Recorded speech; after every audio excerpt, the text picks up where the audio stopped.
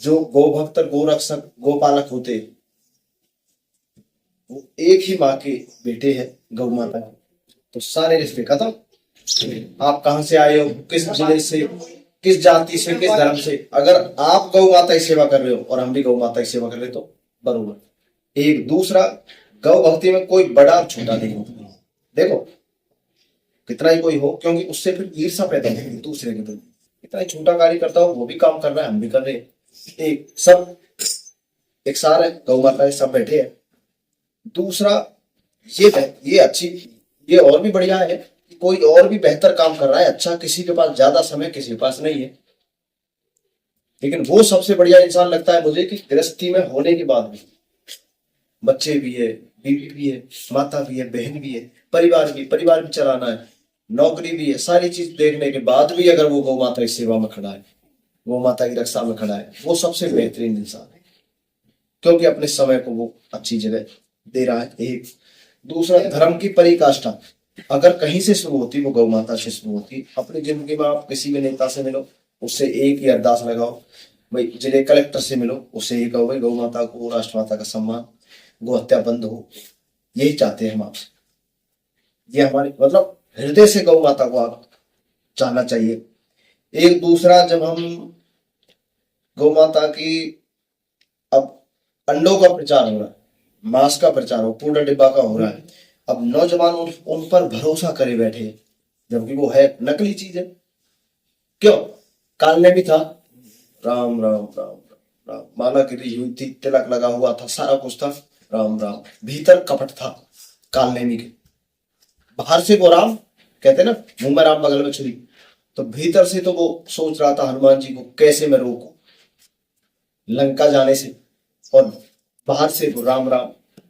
हनुमान जी महाराज इतने भोले भाले सीधे थे, उसके पैर दबाने लगे, उसकी सेवा में लग गए, जबकि पता था कि वो ये है क्या। इसलिए आप ईमानदार बने रहो और गौ माता से जुड़ गए, अगर गौ माता से जुड़ गए, सभी देवी देवता और भगवान से जुड़ गए आप अपनी जिंदगी में, याद रखना भाई, ठीक है, बराबर।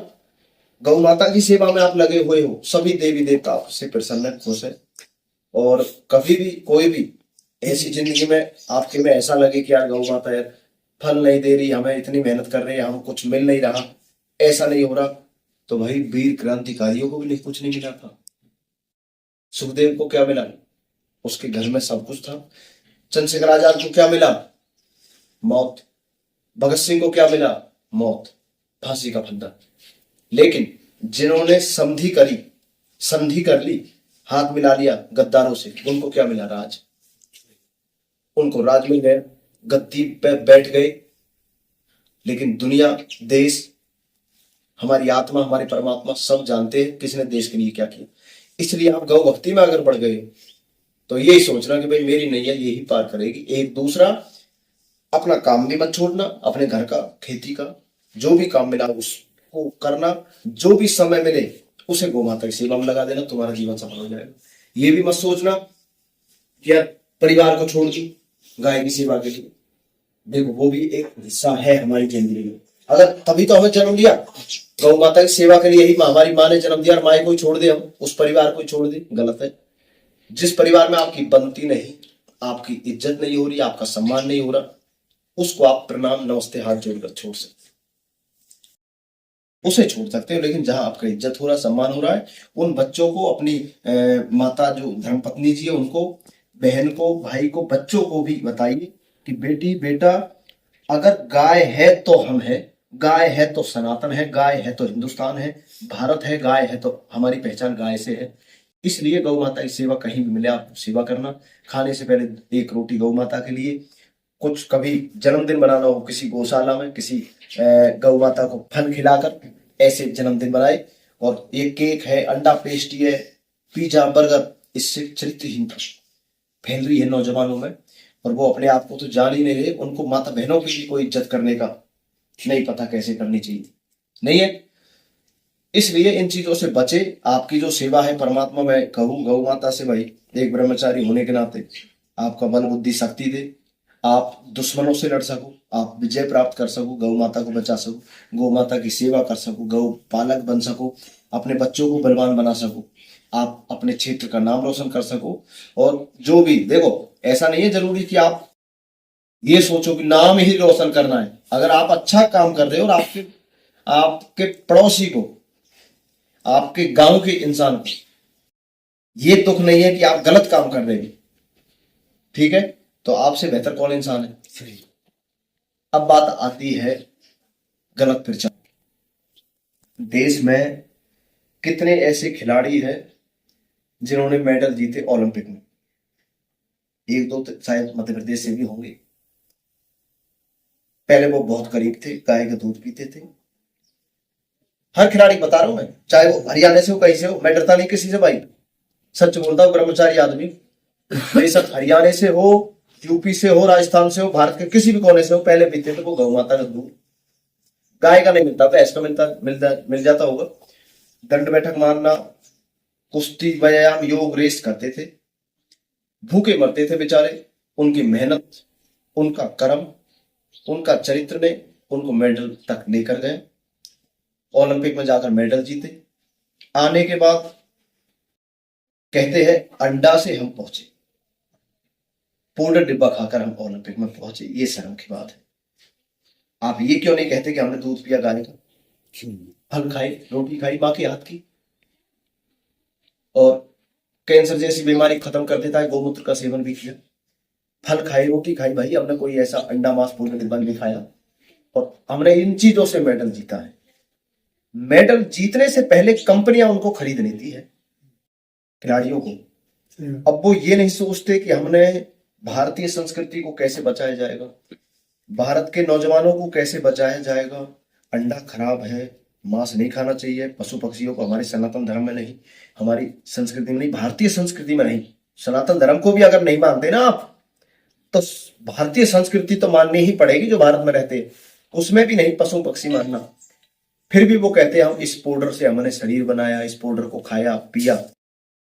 सरकार से करोड़ों रुपए उनको मिलते, करोड़ों अरबों रुपए, 10-10 करोड़ की गाड़ी उनको उपलब्ध है, सिक्योरिटी उनको उपलब्ध है, इतना धन, इनका पैसा, अंधे हो गए, चरित्र दिखाई नहीं देता। देश के नौजवानों के चरित्र के साथ खिलवाड़ कर रहे हैं। देश के नौजवानों को पता ही नहीं है किधर जाना है, कौन इंसान से हमें क्या प्रेरणा मिलनी है।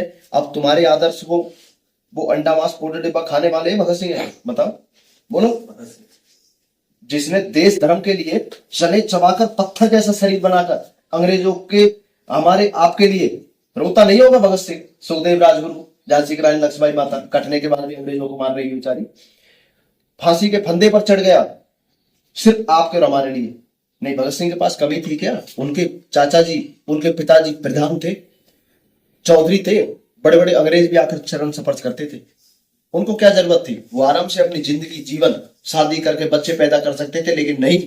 उनको जब पूछा गया, उन्होंने मेरी जिंदगी और मेरा जीवन भारत माता है, जब तक मैं अंग्रेजों को यहां से ना भगा दूं, गौ माता की रक्षा ना कर दूं, अंग्रेजों को यहां से भगा दूं, तब तक मैं चैन से नहीं बैठूंगा। और भगत सिंह बैठा नहीं चैन से, इसलिए हम भगत सिंह के भाई आदर्श मानते हैं उनको अपना। अंडा मांस पाउडर डिब्बा खाने वालों को आदर्श मानने वालों, बड़ी शर्म की बात है। आप उन लोगों को आदर्श मानते हो जो पशु पक्षियों को काट के खा रहे हैं, पाउडर खा रहे हैं, जिनके शरीर से बदबू मारती है, सिड़ रहा है शरीर, बोलने की तहजीब नहीं, चरित्रवान नहीं, लंगोट के कच्चे, लड़ाई झगड़ा करते हैं, किसी का सिर फाड़ दिया। ये गुंडागर्दी कहां क्यों है? इसीलिए कि जब आदमी दूसरे का खून पीता है, अंडा मांस खाता है, उसकी बुद्धि भ्रष्ट हो जाता है। पियो ना गौ माता का दूध, ठंडा रहता है, जीवन सफल बनेगा। पियो ना गौ माता का गोमूत्र, कैंसर जैसी बीमारी, heart attack, BP high low, सब खत्म उसका सेवन। लेकिन कारण है, अगर उसका प्रचार करो तो आपको नहीं मिलना रुपया भी। बात तो ये है, आपको नहीं मिलेगा रुपया भी। अब रुपया नहीं मिलेगा, भूखे मरोगे भाई, क्योंकि देशभक्ति आपके डीएनए में नहीं। डीएनए में तो वो अंडा मांस पाउडर डिब्बा भरा हुआ है, इसलिए आप उनका प्रचार नहीं कर सकते। इसलिए आप कहते हो अंडा मांस पाउडर डिब्बा से हमारी शरीर बना है। उसी का मैं खुल के विरोध करता हूं और बताता हूं लोगों को कि जो 11-11 घंटे सपाटे दंड बैठक लाइव, अभी मैंने 2 घंटे लगाई यहां, कितने लोगों ने देखा? वो ये लगाए हम लोग है ना 52,000। आप भी होते बहुत अच्छे रहते। कल करेंगे, कितने बजे? सुबह या शाम को देख लेंगे, जैसा भी 2 घंटे तक। उसमें 52,000 1 लाख लोगों ने देखा, वो अब तक अभी चलाया था 2 घंटे पहले वो लाइव। तो लोगों को यकीन हो, कैसे नहीं होगा लोगों को कि यार अंडा नहीं खाता बंदा, मांस नहीं खाता, पाउडर नहीं, डिब्बा नहीं, इंजेक्शन नहीं। और ब्रह्मचर्य केवल गोमूत्र दूध में इतनी शक्ति, फलाहार में इतनी शक्ति हाँ है, अगर आप मानोगे। और आप में अगर इतना ही बल है, इतनी ताकत है, एक मेरा हाथ मिलाओ मुझसे, भाई बुरा क्या है? मर्द तो चुनौती देता है, मिलाओ हाथ और इसे मेरे को ऐसे पलट दो, मैं मान जाऊंगा। कुश्ती तो बहुत दूर की बात है भाई, कुश्ती में तो हाथ भी नहीं ढकने तू शरीर पे केवल हाथ मिलाओ और इतना ही बलशाली हूँ, 7 फुट का हो, ऐसे मेरे को ऐसे देख दे मेरे हाथ को, मैं मान जाऊंगा कि तेरे अंडा में, मांस में, पाउडर डिब्बा में ताकत है। मेरा भाई 5,000 सपाटे कल मैं करूंगा बोला चैलेंज है कि किसी को सजा रही है ना। 5,000 सपाटे लगाता हूँ, ब्रह्मचर्य का पालन करता हूँ। ऐसे कोई चैलेंज कोई ऐसे नहीं देता, जब देता है जब उसे पूर्ण विश्वास होता है अपने ऊपर।